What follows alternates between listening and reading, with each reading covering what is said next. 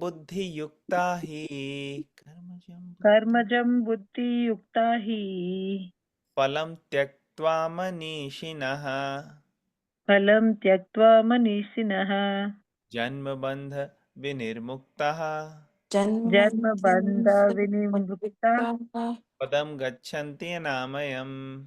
पदं गच्छन्ति अनामयम्।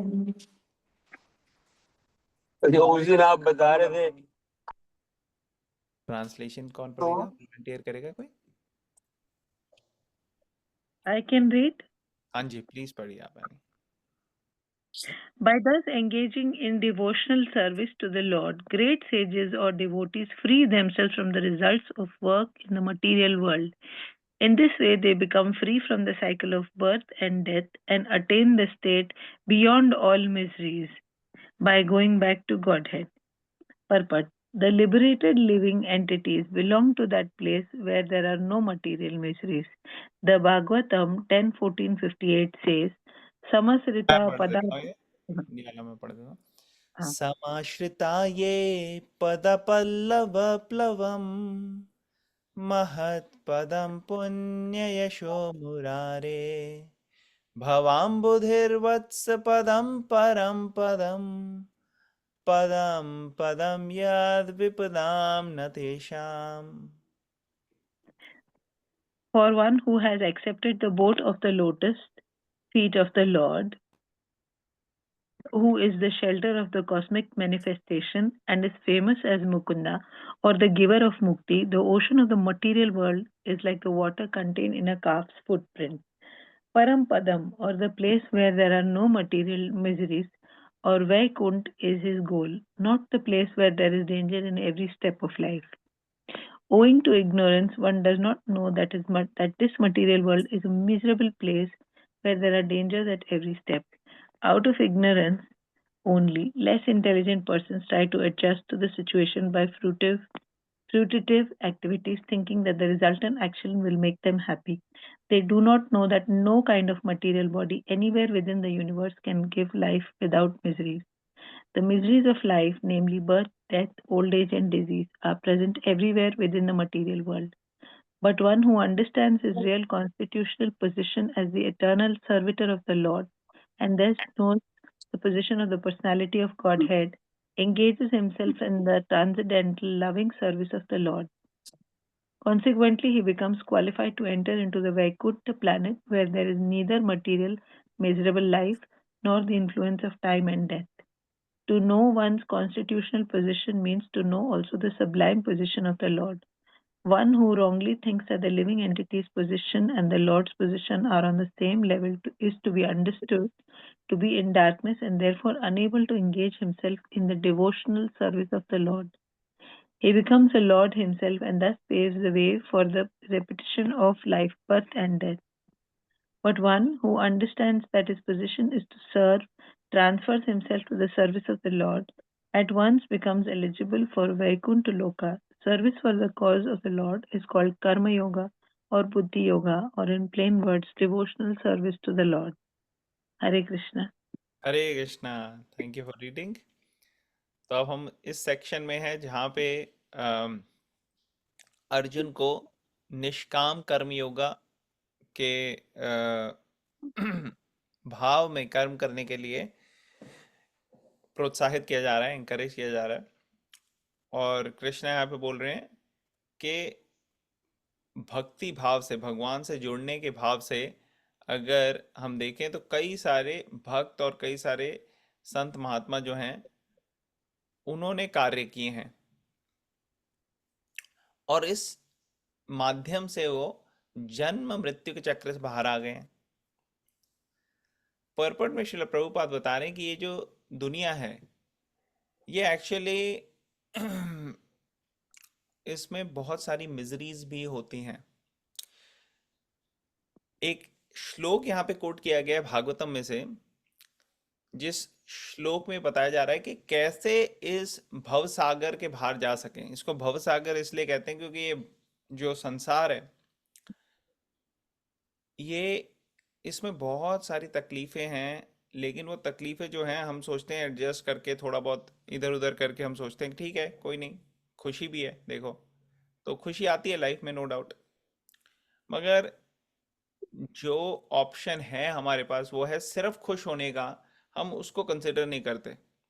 और जो सिर्फ खुश होने का ऑप्शन है वो है वैकुंठ में। वैकुंठ मीन्स, कुंठ मीन्स जहाँ तकलीफें हो, मिजरीज हो, वैकुंठ में जहाँ पे कोई तकलीफ और मिजरीज नहीं है। तो उसको परम पदम कहा गया है इस श्लोक में, परम पदम, हाईएस्ट प्लेटफॉर्म जहाँ रह सकते हैं। तो कह रहे हैं वहाँ जाने के लिए जो जर्नी है उसका मेन जो फाइनल कॉमन पाथवे है वो ये है भगवान की शरण लेना। मुकुंदा जो मुक्ति प्रदाता हैं उनकी अगर हम शरण लेंगे तो हम इजीली चल सकते हैं। वैसे तो ये एक सागर, अगर हमको कोई ओशन को क्रॉस करना है तो हम स्वयं करके नहीं क्रॉस कर सकते पैसिफिक या अटलांटिक ओशन को, ना ही हम सोच सकते हैं कि हाँ भाई किसी जानवर को आती है स्विमिंग तो उस जानवर को पकड़ लो और उसके थ्रू हम क्रॉस कर सके, नहीं, ऐसे तरीके से नहीं कर सकते।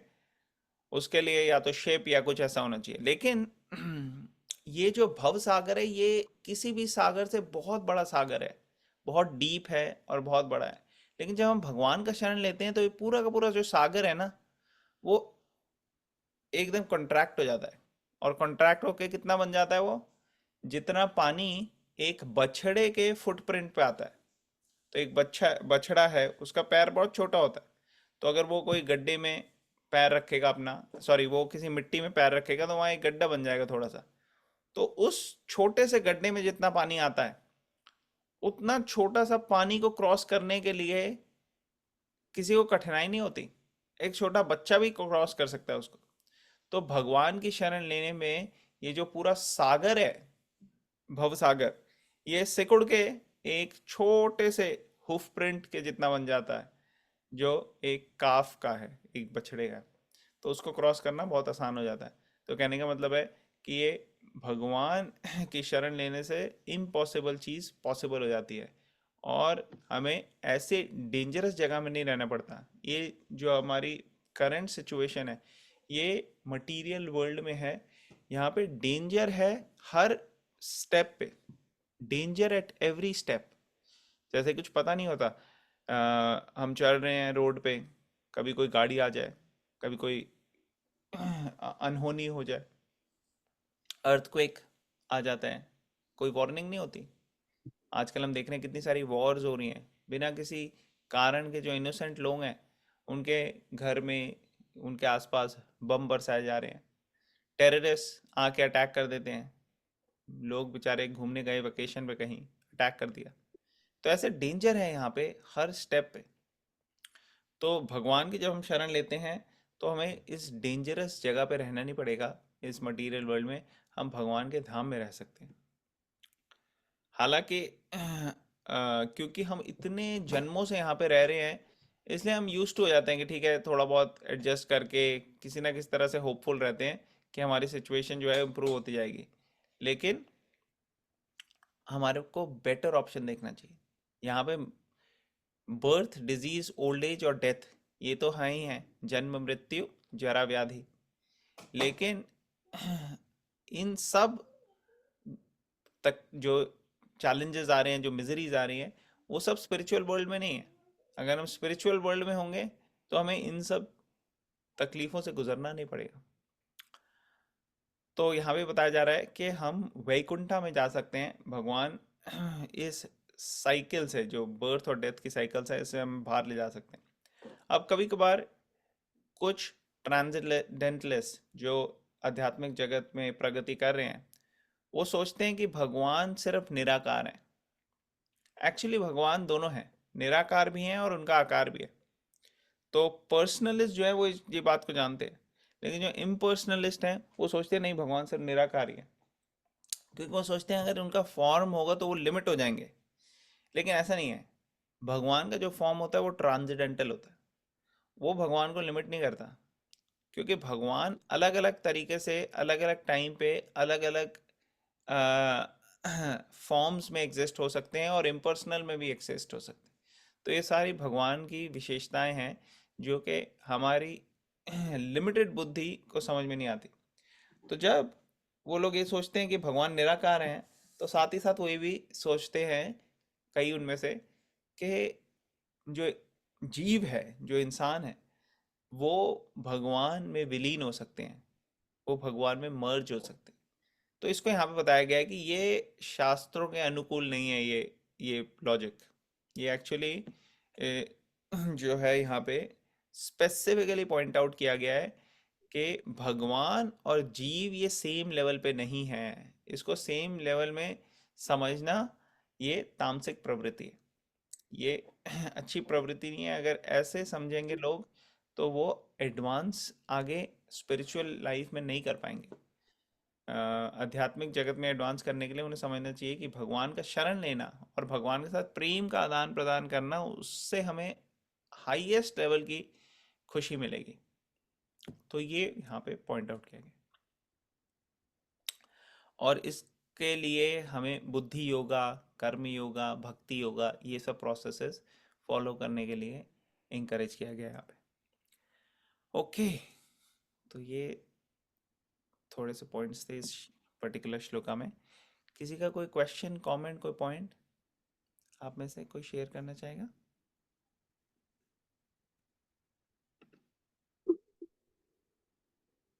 ओके, आगे चलते हैं। 52। यदा ते मोह कलिलम, यदा ते यदा ते मोहकलिलं मोहकलिलं बुद्धिर्व्यतितरेष्यति बुद्धिर्व्यतितरिष्यति बुद्धिर्व्यतितरिष्यति तदा गन्तासि निर्वेदं, तदा तदा गन्तासि गन्तासि निर्वेदम् निर्वेदं श्रोतव्यस्य श्रुतस्य च। श्रोतव्यस्य श्रोतव्यस्य सुतस्य च। श्रुतस्य च। ओके, कौन पढ़ेगा ट्रांसलेशन और प्रॉपर्ट? कोई वॉलंटियर करेगा? मैं पढ़ती प्रभु जी। प्लीज पढ़िए आप। Perfect.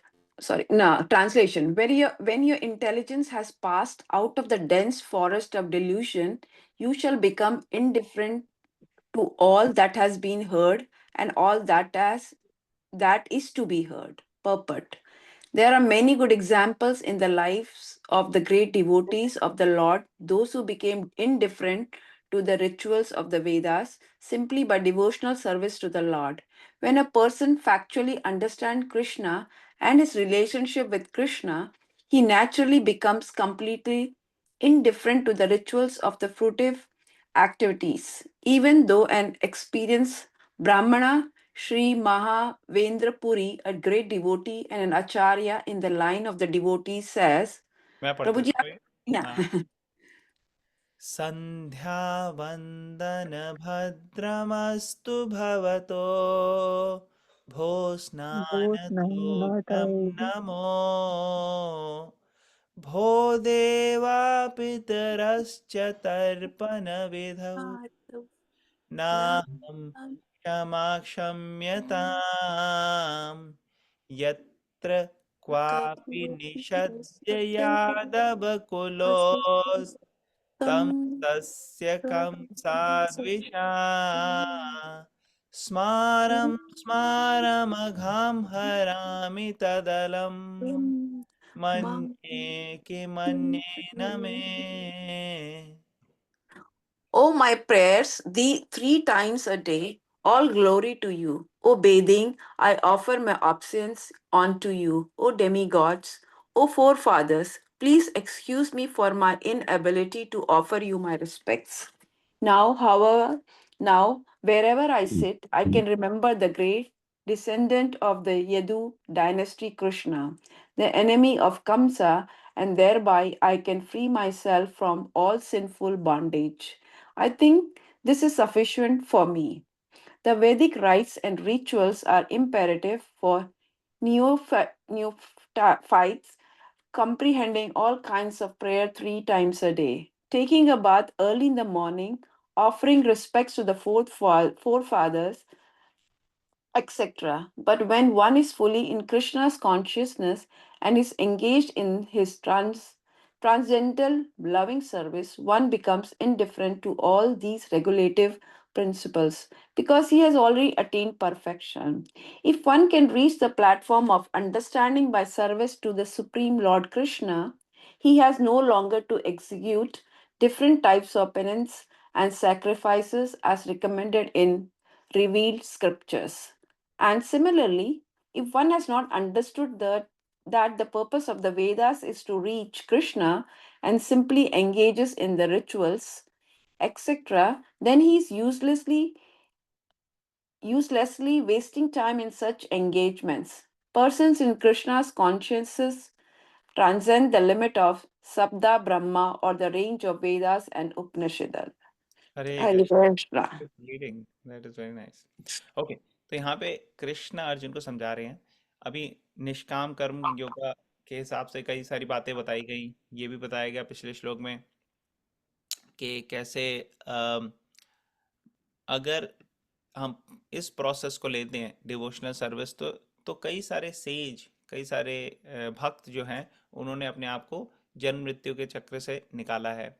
फिर उसके बाद आगे बता रहे हैं यहाँ पे कि अगर आप बुद्धि को अपनी हाई लेवल में लेके जाओगे, स्पिरिचुअल आध्यात्मिक लेवल में अगर आप एडवांस करोगे, तो फिर आप इनडिफरेंट हो जाओगे जो भी आपसे बोला जा रहा है या भी बोला जाएगा। अब इसका मतलब क्या है? इसका मतलब यहाँ समझा रहे हैं कि अलग अलग टाइम पीरियड में, अलग हमारी जर्नी में अलग अलग प्रेस्क्रिप्शंस और रिकमेंडेशंस होती है। जैसे एक पहली कक्षा का जो विद्यार्थी है, जो स्टूडेंट है, उसको ABC 1 2 3 ये सब सिखाया जाएगा।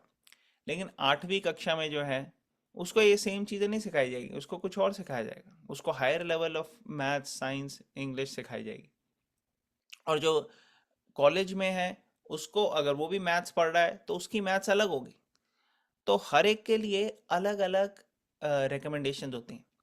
तो यहाँ पे एक बहुत ही महान आचार्य का नाम लिया गया है, माधवेंद्रपुरी। तो माधवेंद्रपुरी जी जो भगवान के शुद्ध भक्त हैं, उनके लिए भगवान साक्षात आए थे एक्चुअली। और दर्शन देके ये बताया गया था कि मेरा माधवेंद्रपुरी मेरा भक्त है, उसको आप जाके ये खीर दीजिए। तो ये इस तरीके की एक लीला थी जो की थी भगवान ने। तो ये बहुत ही महान भक्त हैं। और ये यहाँ पे ये बता रहे हैं कि जो आध्यात्मिक प्रगति के लिए ब्राह्मण्स कई सारे रूल्स एंड रेगुलेशंस को फॉलो करते हैं। जैसे यहाँ पे बताया कि 3 बारी नहाना, और कई देवी देवताओं को के उपासना करना, या फिर कई दूसरे जो रीति रिवाज हैं, रिचुअल्स हैं, उनको फॉलो करना। लेकिन क्योंकि ये माधवेंद्रपुरी बहुत ही उच्च कोटि के भक्त हैं और ये भगवान के अंदर पूरी तरह से विलीन हैं, तो यहाँ पे वो कह रहे हैं कि भगवान के अंदर मैं इतना ऑब्जॉर्ब हूँ कि अगर ये सारी चीज़ें जो आउटसाइड, जिसको कहते हैं एक्सटर्नल विजन, बाहरी दृष्टि से जो इम्पोर्टेंट भी लगे, लेकिन मेरे लिए सबसे इम्पोर्टेंट है कि भगवान के अंदर सब पूरी तरह से एब्जॉर्ब होना। बेसिकली ये हमें इंकरेज कर रहे हैं कि रिचुअल्स करने इम्पोर्टेंट हैं, लेकिन वो भगवान के अंदर हमारे को भगवान से कनेक्ट करने चाहिए। अगर हमारे को भगवान से कनेक्ट नहीं करने हैं रिचुअल्स, तो ऐसे रिचुअल्स को हमें उतना ही एक्सेप्ट करना चाहिए जितना भगवान के तरफ जाने के लिए ज़रूरत है। और ये क्योंकि एक बहुत ही उच्च कोटि के वैष्णव हैं जो माधवेंद्रपुरी हैं, तो इनको पूरे वेदों का सार पता है। तो इनको पता है कि कौन सी चीज़ को कैसे यूज़ करना है। जैसे एक बहुत बड़ा कोई प्रोफेसर है, उसको पता है कि साइंस को कैसे यूज़ करना है। वो अपने पर्टिकुलर सब्जेक्ट के लिए अंदर एक अथॉरिटी है, तो वो उसी तरीके से यूज़ करेगा जो सबसे अप्रोप्रिएट है। और वही कोई पोस्ट ग्रेजुएट स्टूडेंट है उसी फील्ड का, उसको पूरे रूल्स एंड रेगुलेशंस के साथ करना पड़ेगा। वो ऐसा नहीं है कि वो अपने हिसाब से मॉडिफाई कर ले, नहीं, दोनों में फ़र्क है। क्योंकि प्रोफेसर को 30 साल का एक्सपीरियंस है, लेकिन जो स्टूडेंट है वो भी शुरू ही कर रहा है अपना करियर। तो उसी तरीके से आध्यात्मिक जगत में भी हम देखते हैं कि ब्रह्मचारी होते हैं जो ट्रेनिंग में होते हैं, लेकिन बहुत बड़े बड़े आचार्य होते हैं या सन्यासी होते हैं जो कि मास्टर कर चुके होते हैं। तो अलग अलग लेवल पे अलग अलग रिकमेंडेशंस और अलग अलग प्रोहिबिशंस होते हैं, ठीक है ना। तो हमें बिगनिंग में क्या करना है, हमें ये समझना है कि कैसे भगवान अर्जुन को जो ज्ञान दे रहे हैं इसको हम अपनी लाइफ में कैसे उतारें, कैसे अप्लाई करें। यहाँ पे आगे बताया गया नेक्स्ट पैराग्राफ में कि जो नियोफाइट, जो नए लोग हैं, उनके लिए कई सारी चीज़ें बिल्कुल मैंडेटरी होती है। रूल्स एंड रेगुलेशंस, रिचुअल्स, इन सबको फॉलो करना उनके लिए मैंडेटरी है। लेकिन धीरे धीरे करके हमें अपनी स्पेसिफिक सिचुएशन की गाइडेंस लेके उसको समझ के जो स्पिरिचुअल लाइफ है उसमें आगे बढ़ना चाहिए और समझना चाहिए कि वेदों का जो ज्ञान है उसको हम कैसे समझ के अपनी लाइफ में अप्लाई करें। और जब हम ये पर्टिकुलर प्रोसेस को वेद, उपनिषद, भगवत गीता और ये सब शास्त्रों में जो दिए गए हैं इन सबको अपने लाइफ में उतारते हैं तो वो हमें क्या कहते हैं, भगवान की तरफ लेके जाना चाहिए। ऐसा नहीं होना चाहिए कि हम उस रिचुअल्स में इतने ज़्यादा एब्जॉर्ब हो गए कि हम भगवान की तरफ नहीं जा पा रहे। ठीक है ना। तो यहाँ पे बताया गया है कि जो भगवान के अंदर एब्जॉर्ब्ड होते हैं, persons in Krishna consciousness transcend the limit of शब्द भ्रमण और द रेज ऑफ वेदास उपनिषद। तो कहने का मतलब है कि जो भगवान कृष्ण भावनामृत, कृष्ण कॉन्शियस, इस लेवल भगवान के अंदर कॉन्शियस रहते हैं हमेशा, वो शास्त्रों के बातों को भी ट्रांसेंड करके हाईएस्ट लेवल पे आ जाते हैं, जो कि भगवत गीता यहाँ पे हमें दे रही है। एक्चुअली भगवत गीता एक क्रीम है पूरे वेद की, उपनिषद की, सब की। तो वो हमारे को इन सब से हाई ऊपर लेके जाने के लिए रेकमेंड कर रही है, प्रोत्साहित कर रही है। ओके, इस पर्टिकुलर श्लोक में से किसी का कोई सवाल या कोई रियलाइजेशन को शेयर करना चाहेगा, कोई पॉइंट? ओके, आगे चलते हैं। 53। प्रभु जी, मेरा एक प्रश्न था। हाँ बताइए मैम। आज जैसे आप बोल रहे हैं कि रिचुअल्स मतलब रिचुअल्स करना, उसको छोड़ के लाइक अब्सॉर्ब होना, उसमें आप थोड़ा एक्सप्लेनेशन करेंगे थोड़ा सा? हाँ, जैसे जैसे कई बारी क्या होता है, कई सारे रूल्स एंड रेगुलेशंस ऐसे होते हैं जो फॉलो करने होते हैं। लोग रूल्स एंड रेगुलेशंस फॉलो करते हैं, ये भूल जाते हैं उनका मकसद क्या है, ओके। ये पर्टिकुलर स्टेप क्यों किया जा रहा है। तो हर स्टेप का मकसद एक ही है, वो ये है कि भगवान के करीब हमें लेके जाना। अगर हम भगवान के करीब जा रहे हैं तो इसका मतलब सही तरीके से हम फॉलो कर रहे हैं। अगर हम भगवान के तरफ नहीं जा रहे तो इसका मतलब ठीक से हम फॉलो नहीं कर रहे। जैसे मैं आपको एक एग्जांपल देता हूँ। यस। एक बारी क्या हुआ, जो ब्राह्मण थे वो बहुत बड़ा यज्ञ करने वाले थे और उसमें कई सारे यज्ञ की सामग्री वगैरह सबका अरेंजमेंट करा। और ब्राह्मण की जो पत्नियां थी उन्होंने कई सारी आइटम्स वगैरह कुक करके रखी थी जो कि यज्ञ में यूज़ होनी थी। और अब कृष्णा और कृष्णा के जो मित्र थे, ये सब के सब, इनको भूख लगी। तो कृष्णा, बलराम, इन्होंने बोला कि वो ब्राह्मण के घर आपको जाओ, आप वहाँ पे और उन हम्म। ब्राह्मणों से कहो कि वो आपको कुछ दे दें खाने के लिए। तो ये गए सब बालक और इन्होंने बोला कृष्ण और बलराम को भूख लग रही है और हमें भी भूख लग रही है और आप हमारे को दे दो। हम्म। तो उन ब्राह्मणों ने बिल्कुल भी ध्यान नहीं दिया इनकी तरफ और अपने वो जो रिचुअल्स थे, जो अपना यज्ञ कर रहे थे, उसी में करते रहे। तो ये आगे वापस इन्होंने कहा देखो कृष्णा, हम तो गए वहाँ पे, कुछ नहीं मिला हमें। कृष्णा ने कहा नो प्रॉब्लम, आप जाओ अब इन ब्राह्मणों के घर और वहाँ इनकी पत्नियाँ होंगी, इनकी पत्नियों से मांगो। तो ये गए वहाँ पे और उनकी ब्राह्मण की पत्नियों से बोला उन्होंने वही चीज़ कि भाई बहुत भूख लगी है हमें भी और कृष्णा बलराम को बहुत लोग भूख लगी है, आप कुछ देंगे। तो जैसे ही ब्राह्मण की पत्नियों ने सुना कि कृष्णा को भूख लगी है, वो इमीडिएटली वहां से बर्तन उन्होंने इकट्ठे किए, डालने लगे सब खाने पीने का सामान जितना भी उन्होंने भोग बनाया था और सब लेके वो चले गए वहां पे कृष्णा के पास। और जब वो वहां पहुंचे जंगल में जहाँ कृष्णा बलराम थे, तो जस्ट कृष्णा बलराम को देख के ही उनको इतना प्रेम आ रहा था, वो देख के ही कृष्णा और बलराम को एक तरह से एम्ब्रेस कर रहे थे, उनको आलिंगन कर रहे थे। और इस तरीके से उनको जो एक्सपीरियंस हुआ आध्यात्मिक एक्सटेसी, जो प्रेम का आनंद उनको मिला, वो एक्चुअली किसी को, फिर वो जब वापस आए तो ब्राह्मणों ने जब उनको देखा अपनी पत्नियों को, वो समझ गए कि ये तो बहुत एडवांस्ड है, इन लोगों के उनको देख के पता लग रहा था कि ये इनको पूरी स्पिरिचुअल ब्लिस मिल चुका है, एक्सटेसी मिल चुकी है, इनको इतना आनंद मिल चुका है। तो इस पर्टिकुलर एग्जाम्पल से हमें पता लगता है कि ब्राह्मण जो थे वो रूल्स रेगुलेशन रिचुअल्स में पड़े हुए थे, लेकिन उनकी जो पत्नियां थी वो भगवान की सेवा के लिए बहुत आगे थी, इसलिए उनको मिला असली आनंद। ब्राह्मणों को एक्चुअली पूरा व्यर्थ हो गया उनका यज्ञ जो था। ठीक है ना?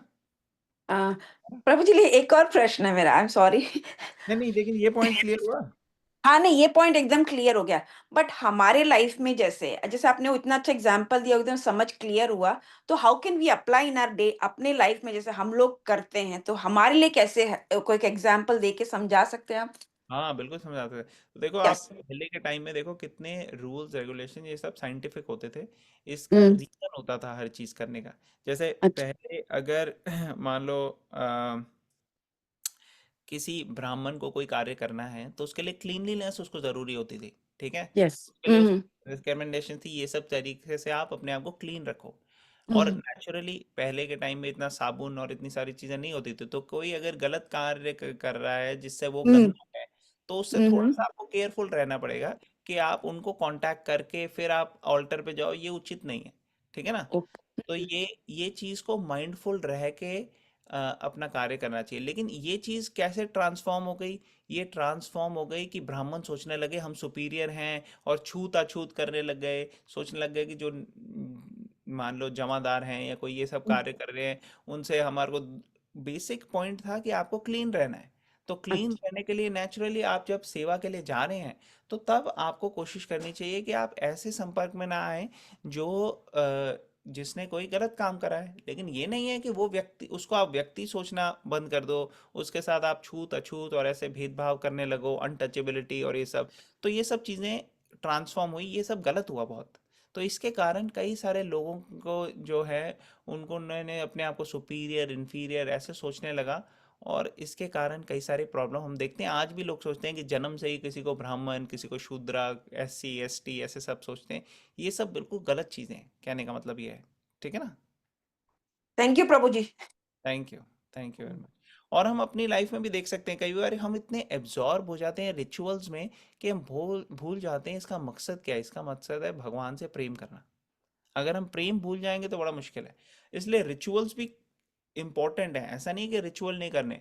जैसे अगर मान लो आप किसी बच्चे का बर्थडे है अब, तो बर्थडे में जनरली लोग क्या करते हैं, कोई सेलिब्रेशंस करते हैं, कोई केक काटता है। ये सब एक तरीके से रिचुअल है। किसी को कार्ड देना, फ्लावर देना, इसमें कोई मतलब आप वैसे भी कह सकते हो, लेकिन आप ये सब करते हो क्योंकि ये एक एक्सप्रेशन होता है अपने इमोशंस का, अपने एम्फेसिस का। इसी तरह से कई सारे वे होते हैं एक्सप्रेस करने के लिए अपना स्पिरिचुअल इमोशन भगवान के लिए, जो कि रीति रिवाज और रिचुअल की फॉर्म में होते हैं। तो वो फॉलो करने भी ज़रूरी हैं, लेकिन उसका मकसद ये है कि भगवान को खुश करो। ऐसा नहीं है कि हम्म। आपने किसी के बर्थडे पे केक काटा, फ्लावर लाए, कैंडल लगाई, ये सब करा, और आप उसको कहो ये ले भाई बर्थडे तेरा, और आप उसको गंदी तरीके से बोलो, या फिर वो उसका मूड ही खराब हो जाएगा। वो ले ले मोटे खा ले, तेरे लिए ले आया हूँ मैं केक। तो ये हम्म। आपने रिचुअल तो किया, लेकिन आप भूल ही गए कि क्या है आपका मकसद। आपका मकसद है कि प्रेम अपना एक्सप्रेस करना। उसी तरह से भगवान के साथ भी जब हम कुछ करते हैं तो मेन मकसद हर चीज़ का, जो भी हम कर रहे हैं, चाहे हम पूजा कर रहे हैं भगवान की, चाहे हम भगवान को भोग लगा रहे हैं, चाहे हम भगवत गीता पढ़ रहे हैं, हर एक का मकसद ये है कि हम भगवान से प्रेम का आदान प्रदान पूरी तरह से कर सकें। Does it make sense? Yes Prabhu ji, it really makes lot of, और मेरा क्वेश्चन भी क्लेरिफाई हो गया, एंड थैंक यू। है ना? चलो वेरी नाइस, हाँ थैंक यू। जी। ओके। और किसी का कोई पॉइंट कोई शेयर करना चाहेगा इस पर्टिकुलर कॉन्टेक्स्ट में? ओके, आगे चलते हैं। 53rd, प्लीज रिपीट कीजिए।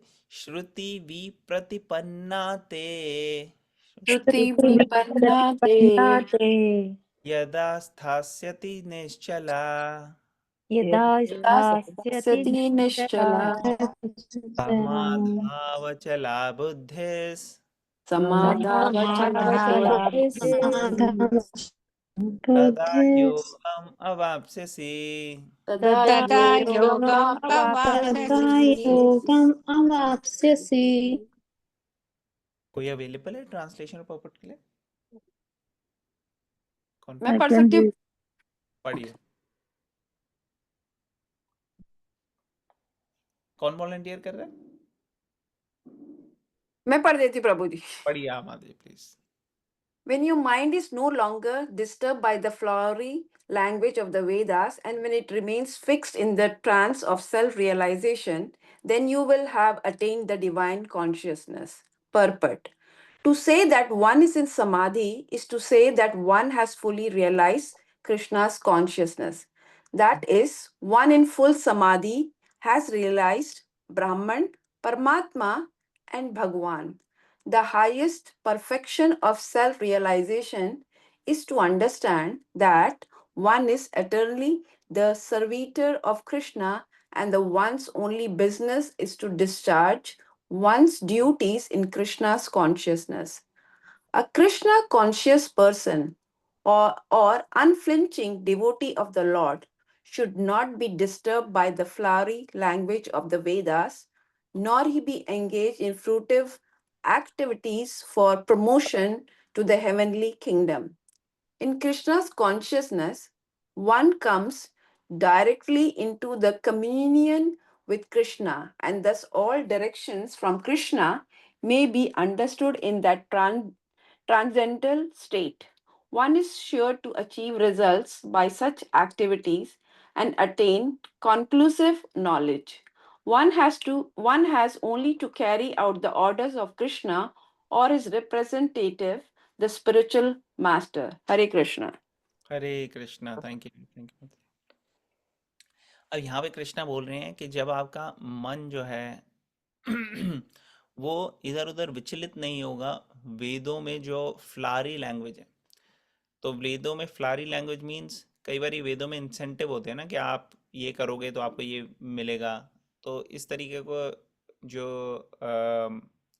सेक्शंस होते हैं उसको हमने पहले डिस्कस किया था कि कर्म कांडा के सेक्शन, कि भाई अगर आप अम, ये पद्धति, ये प्रोसेस, ये रिचुअल, ये पर्टिकुलर पूजा ये करोगे तो इससे आपको ये बेनिफिट होगा। तो इस तरीके के जो इंसेंटिव्स हैं उसको लेके अगर आप अटैच हो जाओगे तो आप भटक जाओगे। आपका कॉन्शियसनेस होनी चाहिए भगवान में फिक्स्ड। आपको ये नहीं सोचना चाहिए कि मैं ये सब चीज़ें करूँगा किसी भौतिक एंगेजमेंट, भौतिक मटेरियल बेनिफिट के लिए। मटेरियल बेनिफिट जो है वो ऑटोमेटिकली जो सही है हमारे लिए वो भगवान देंगे। हमारा कोशिश, हमारा मकसद ये होना चाहिए कि भगवान से प्रेम का जो हमारा रिलेशनशिप है उसको एस्टैब्लिश करना, उसको स्ट्रेंथन करना। भगवान के बारे में जिसको पूरी नॉलेज होती है उसको पता होता है कि भगवान के अलग अलग रियलाइजेशन है, ब्रह्मन, परमात्मा और भगवान। ब्रह्मन रियलाइजेशन मतलब भगवान एक शक्ति है जो सब जगह विद्यमान है, उनका कोई आकार नहीं है ब्रह्मन एस्पेक्ट में, और वो चला रही है सबको। परमात्मा मतलब भगवान हृदय में है सबके और कण कण में है, और हृदय से भगवान गाइड कर रहे हैं हमें, वो परमात्मा हो गया लोकलाइज्ड। और भगवान ऐसे हैं जो पूर्ण पुरुषोत्तम भगवान, मतलब कि ब्रह्मन निराकार उनका एस्पेक्ट भी है, लोकलाइज्ड परमात्मा भी है, लेकिन वो पर्सनली भी प्रेजेंट हैं। गोलोक वृंदावन में भगवान पर्सनली हैं।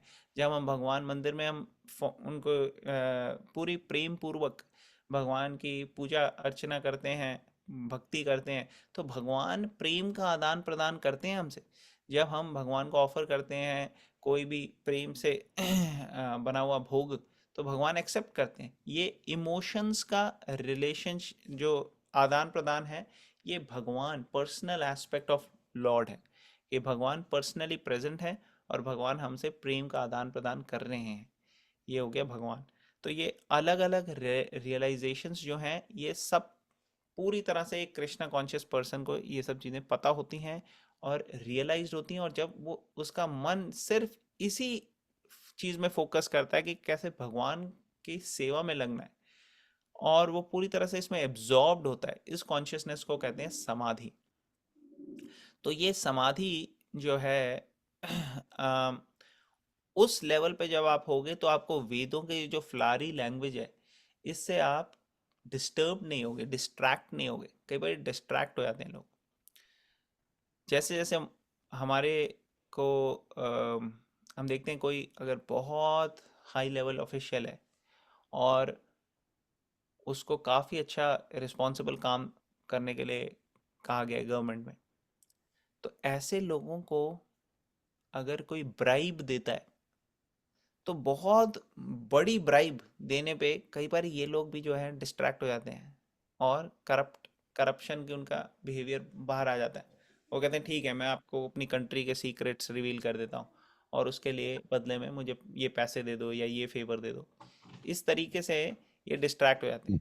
तो कृष्णा भी अर्जुन को बोल रहे हैं कि ऐसे बड़े बड़े लुभावनी चीज़ें भी आएंगी आपकी तरफ, तो आपको उससे डिस्ट्रैक्ट नहीं होना। उसके लिए क्या कॉन्शियसनेस होनी चाहिए, पूरी तरह से एब्जॉर्ब्ड होना चाहिए, माइंड समाधि में होना चाहिए। अगर आपने डिवाइन कॉन्शियसनेस को प्राप्त कर लिया है, आप समाधि में हो, तो आपका कनेक्शन हो जाएगा कृष्णा से इतना स्ट्रांग कि फिर आप डिस्ट्रैक्ट नहीं होगे, डेविएट नहीं होगे। तो यहाँ पे ये पॉइंट हाईलाइट किया गया।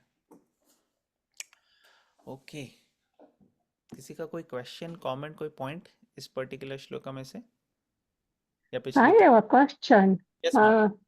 You mentioned something about that you don't do this for the positive result. But then in our old time, all these Dashrath Raja and all those people were doing the yagna, to get the, son or some kind of positive result. So then if we wish something from God, then how do you explain that?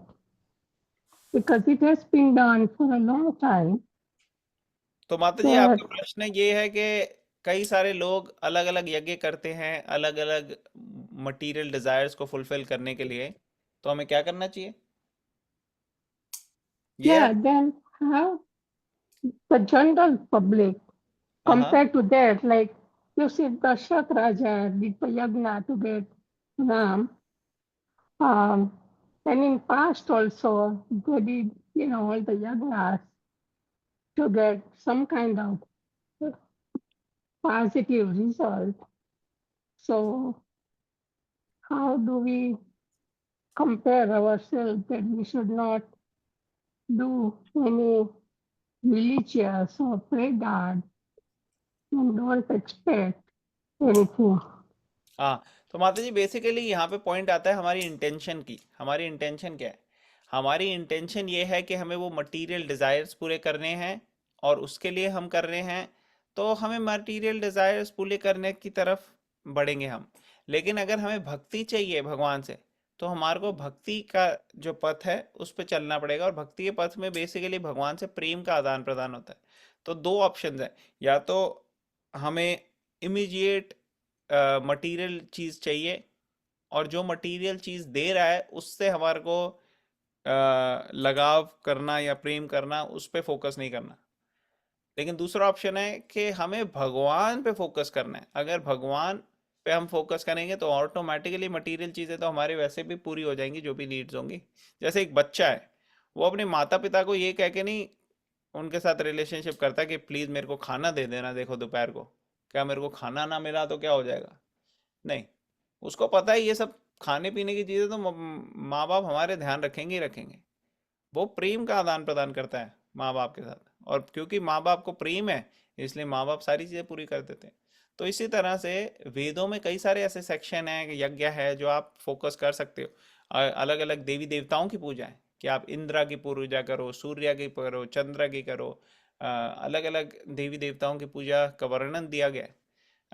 और ये करोगे पूजा आप तो इसके आपको ये आपकी पूरी हो जाएंगी डिमांड्स, ये डिज़ायर्स पूरे हो जाएंगे।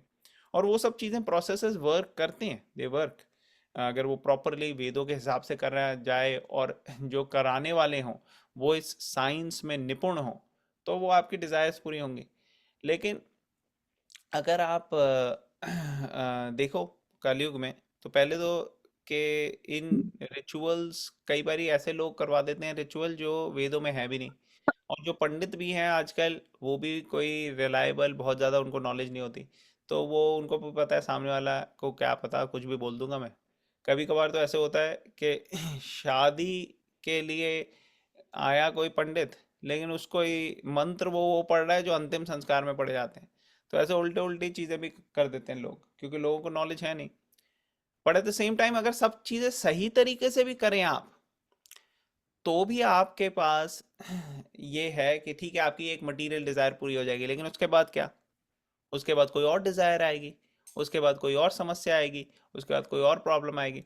लेकिन अगर आपने मेन पर्पस कर दिया, आपने भगवान के साथ आपका प्रेम का आदान प्रदान हो गया। जैसे प्रहलाद महाराज का देखो आप, प्रहलाद महाराज को भगवान से कुछ नहीं चाहिए था।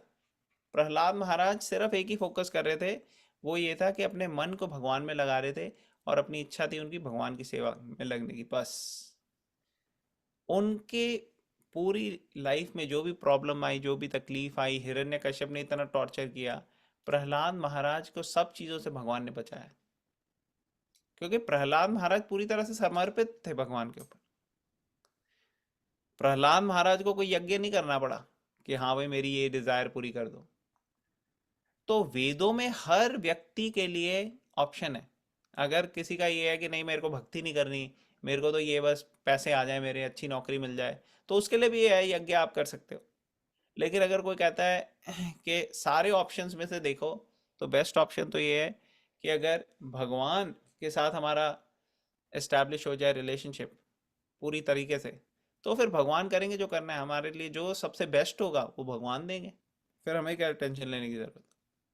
बेसिकली भक्ति में ये है कि हम भगवान की सेवा में फोकस करते हैं, और हमें अपनी टेंशन जो है लेने की जरूरत नहीं है, वो भगवान लेते हैं। तो ये फर्क है दोनों प्रोसेस में। Does it make sense? Okay.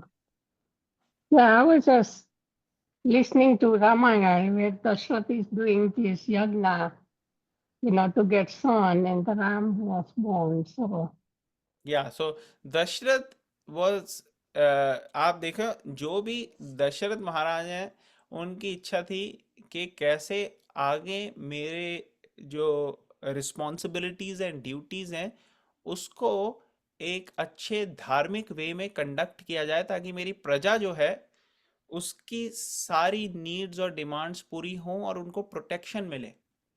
तो ये एक राजा की ड्यूटी होती है करने की। और जब तक राजा के पास पुत्र नहीं हो, तो वो किसको ट्रेन करेंगे? बड़ा मुश्किल हो जाएगा, फिर बाहर से कोई लेना पड़ेगा ट्रेन करने के लिए। तो वो चाह रहे थे कि एक ऐसा राज आए, और भगवान के भक्त थे वो, क्योंकि वो भगवान के इतने पवित्र और उच्च कोटि के भक्त थे कि भगवान खुद उनके घर आए। ठीक है ना? तो जो हमारी मटेरियल डिजायर्स भी होती हैं, वो भी स्पिरिचुअलाइज हो जाती है अगर हम भगवान की भक्ति में बहुत ज़्यादा एब्जॉर्ब्ड रहें। तो दशरथ महाराज पूरी तरह से एब्जॉर्ब थे, इसलिए उनके घर साक्षात भगवान खुद आए। Does it make sense? अच्छा, yes. हाँ, तो ऐसे रूल्स रेगुलेशंस जो हैं, रिचुअल्स जो है, वो कई बारी करते हैं, कई भक्त भी जो है वो भी यज्ञ करते हैं भक्त, लेकिन वो यज्ञ का मकसद ये होता है भगवान को खुश करना। ठीक है ना? Okay. ओके। और किसी का कोई कोई कोई प्रश्न यहाँ पे? कोई क्वेश्चन, कोई comment? Okay, otherwise we end here.